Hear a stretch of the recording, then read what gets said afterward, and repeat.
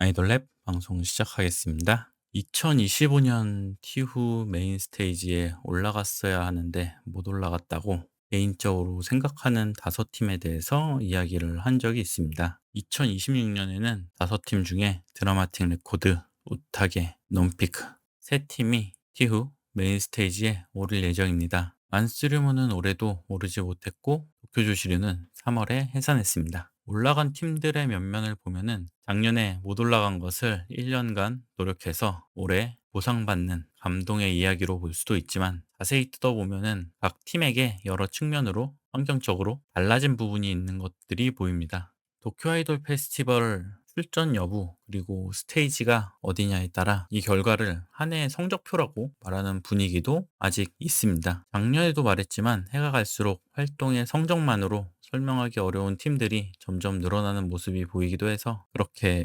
1년간 노력으로 혹은 실력으로 평가를 받았다고 잘라 말하기는 어려울 것 같습니다. 여름을 대표하는 상징적인 아이돌 패스인 점은 부정할 수 없지만 상징이 되었기 때문에, 그리고 튜에서 무대에 오르는 것에 대한 득이 갈수록 커지고 있기 때문에 오히려 외적인 개입이 많아지고 있다고 생각합니다. 주최 측의 취향이라거나 다른 영향 등에 의해 출연자가 선정되는 부분도 어느 정도 있는 게 보입니다. 그럼에도 불구하고 가장 큰 규모의 아이돌 페스티벌의 가장 큰 무대이기 때문에 핫스테이지에 오르는 팀들을 주목하게 됩니다. 그러면 올해도 인기와 영향력에 비해 메인 스테이지에 올라가지 못한 팀들을 살펴보겠습니다. 인기와 영향력이라고 말하는 것은 싱글의 판매 성적이나 공연의 집객력 같은 정량적인 기준들을 비롯해서 개별 멤버나 팀이 끼치는 파급 효과 같은 정성적인 부분을 포함하고 있습니다. 첫 번째 팀은 나미다이로노 캐시고무입니다. 나미캐시의 사무소는 나고야를 중심으로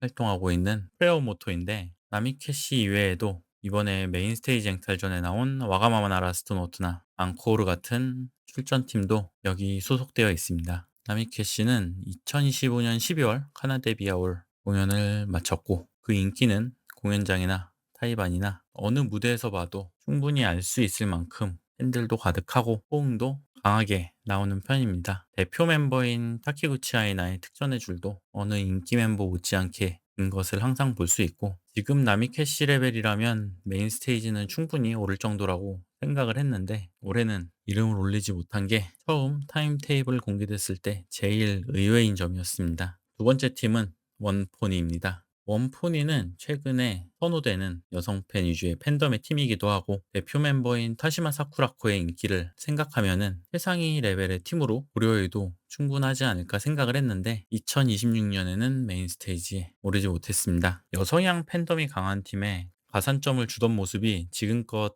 보여온 부분이 있어서 원포니도 여기에 충분히 수혜를 받을 만한 팀이 아닐까 생각을 했는데 거기까지는 반영이 안 된 것 같습니다. 세 번째 팀은 파보미입니다. 영상으로 따로 소개를 하기도 했고 지금 주목할 만한 팀 중 하나로 꼽고는 있는데, 아소비 시스템 사나 피크스폿의 첫 번째 팀이라 같은 아소비 시스템 사나의 카와라보가 차지하는 블락들이 많다 보니까 이 중에 하나쯤 양보를 해서 메인 스테이지에 일찌감치 한번 올려주면은 그림이 좋지 않을까 생각해서 뽑아봤습니다. 첫 싱글은 오리콘 1위도 기록을 했고, 피크스폿이 카와라보에 비해서 후발주자다 보니까 큰 무대에서 노출이 좀 더 필요하고 이 부분에서 조정을 해주면 어떨까 했는데, 아무래도 모회사만 같을 뿐이지 제작이나 운영이 다르다 보니까 그런 입장은 아닐 것 같습니다. 막상 주최 측 입장에서 보면은 같은 아소비 시스템 산하 팀이고 그래서 추가로 한 블럭 주는 것도 어렵지 않았을까 생각해 봅니다. 카와라보는 지금 대세기 때문에 판매량이나 집객력에서 따라잡기 쉽지가 않고 매번 이런 식으로 비교가 되면은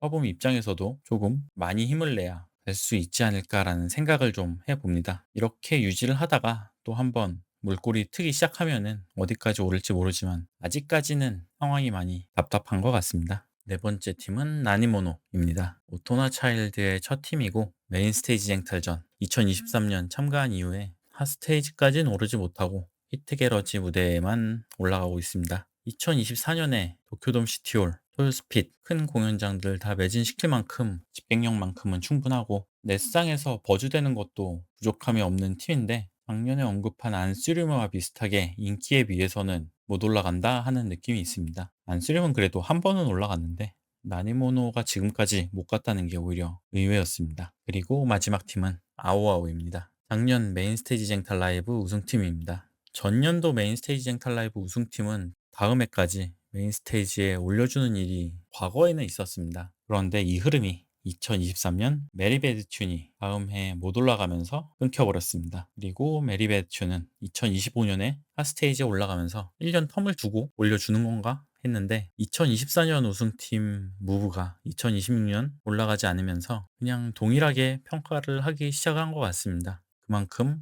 자리가 많이 없기도 하고 이제는 아오아오는 리디 하나의 팀인데 같은 회사의 네오자포니즘이 핫스테이지에 올라가고 있고 아오아오가 1년간 기세가 계속 잘 올라오곤 있지만 아직은 메인 스테이지에 오를 정도까지는 아니라고 평가받고 있는 것 같습니다. 이렇게 다섯 팀에 대해서 이야기를 해봤는데 매년 TU가 여러 기획을 더하고 있다 보니까 갈수록 새로운 팀들이 메인 스테이지에 오르는 모습을 보는 건 더 어려워지는 것 같습니다. 아무래도 규모가 크고 여러 가지가 걸린 이벤트라 너무 순수함을 바라는 것도 무리일 것 같네요. 그래서 오늘 언급한 팀들도 이번에 못 올라간 건 아쉽지만 언젠가는 올라갈 가능성이 충분히 있는 팀들 정도로 생각하면 좋을 것 같습니다.